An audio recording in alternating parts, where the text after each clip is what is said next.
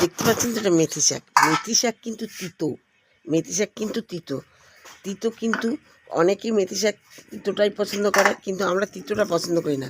মেথি শাকের গন্ধটা খুবই ভালো। আমি ওই জন্যে মেথি শাকটা কীভাবে রাঁধি দেখি।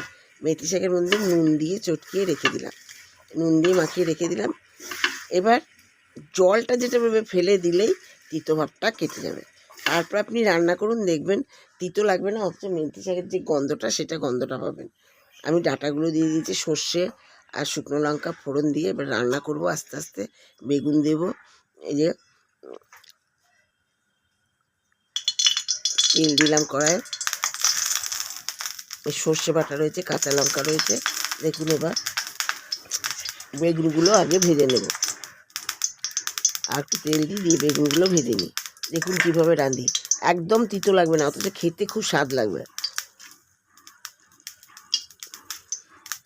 তেলটা গরম হলে পরে বেগুনগুলো দিয়ে দেবো।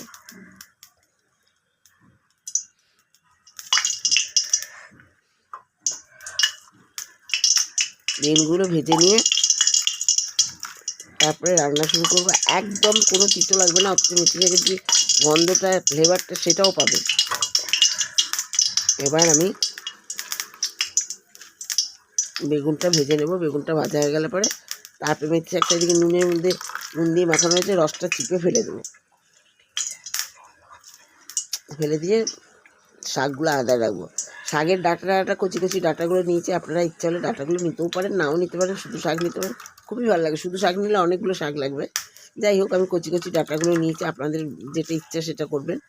দেখুন এইভাবে রান্না করে খেয়ে কেমন লাগে। ভালো লাগলে লাইক করবেন, শেয়ার করবেন, সাবস্ক্রাইব করবেন। এবার দেখুন আমি বেগুনগুলো ভেজে নিচ্ছি। বেগুনগুলো ভেজে নেওয়ার পরে এই যে বেগুনগুলো দিচ্ছি, লবণ হলুদ মাখানো ছিল, বেগুনগুলো ভেজে নিচ্ছি। ভালো করে বেগুনগুলো ভেজে নেবো। ভেজে নিয়ে বেগুনগুলো ভেজে নিয়ে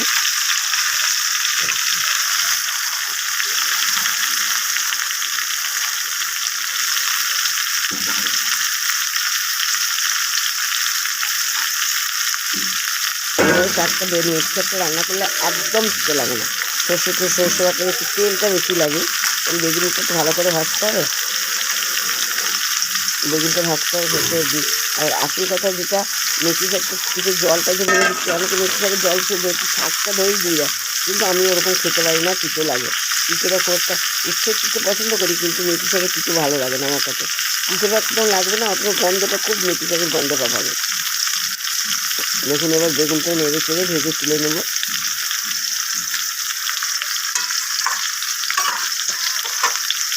নেড়ে চেড়ে ভেজে তুলে দেবো।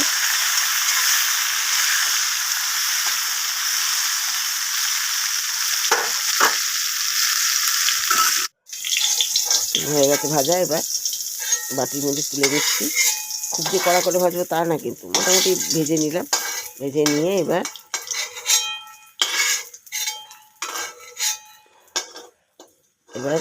আর একটু তেল দেবো। তেল দিলাম। তেলটা দিয়ে আমি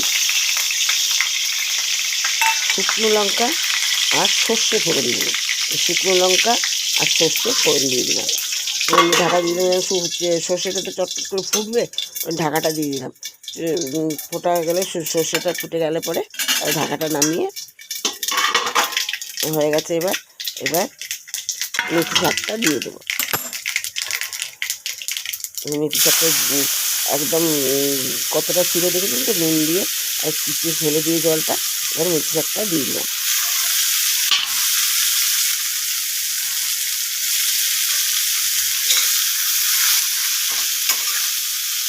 মেথি শাকটা দিয়ে দিলাম। দিয়ে দেওয়ার পরে ভালো করে একটুখানি নুন আর দিতে লাগবে না, কারণ আমি শাকের মধ্যে নুন দিয়েছি, নুন দিয়ে জল ফেলে দিলে শাকের মধ্যে নুন রয়েছে, বেগুনে নুন দিয়েছি, নুন আর দেওয়ার দরকার নেই। মিষ্টিটা লাগবে, কারণ বেগুন আছে, মেথি শাক আছে, একটু মিষ্টিটা ভালোই লাগবে মিষ্টিটা। আর আপনারা যদি মিষ্টি না খান, মিষ্টি দেবেন না, আমরা মিষ্টি খাই একটু শাকে টাকে, মিষ্টিটা যাবে। মিষ্টিটা দিয়ে শাকটা ভাজা হচ্ছে কড়াইয়ের মধ্যে। এখনও ঢাকা দিয়ে খানিকক্ষণ ভাজা হওয়ার পর, কারণ গ্রিন কালারটা যাতে নষ্ট না হয়, ভাজা হয়ে যাওয়ার পর সিদ্ধ হয়ে গেলে পরে তারপরে ঢাকা দেবো। এই চিনিটা দিয়ে দিই। চিনি দিলাম, চিনি দেওয়ার পরে নেড়ে চেড়ে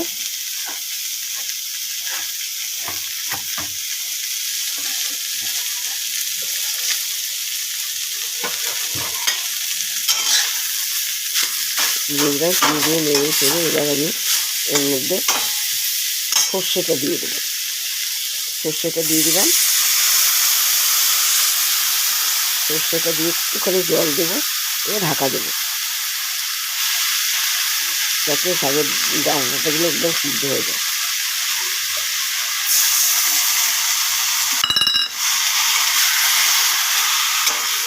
দিলাম, নেড়ে চেড়ে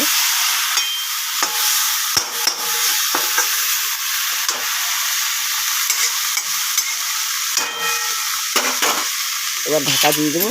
ঢাকা দিয়ে একটুখানি মজে গেলে তারপরে বেগুনগুলো দেবো। এই ঢাকাটা দিয়ে দিলাম, ওই মজে গেলেই বেগুনটা দিয়ে দেবো। ওই মজে গেছে বেগুন দিয়ে দিয়েছি। বেগুন দিয়ে নেড়ে চেড়ে দেখুন একদম সুন্দর হয়ে গেছে শাকটা। খেয়ে দেখবেন যে খুব সুন্দর লাগে। যদি ভালো না লাগে তখন আমাকে কমেন্ট করে জানাবেন, আর ভালো লাগলে লাইক করবেন, শেয়ার করবেন, সাবস্ক্রাইব করবেন। সাবস্ক্রাইব করে করবেন। আমি আপনাদের কাছে এইটুকু আশা করছি, আপনারা সাবস্ক্রাইব করবেন, শেয়ার করবেন, লাইক করবেন। আর যদি ভালো না লাগে কমেন্টস করে জানাবেন। আমার মনে হয় না ভালো লাগবে না, খুবই সুন্দর লাগে খেতে এভাবে শাক রাঁধলে। মেথি শাক রাঁধার কথাই বলছি আমি এইভাবে, অন্য কোনো শাক রাঁধার কথা এইভাবে বলছি না। নমস্কার।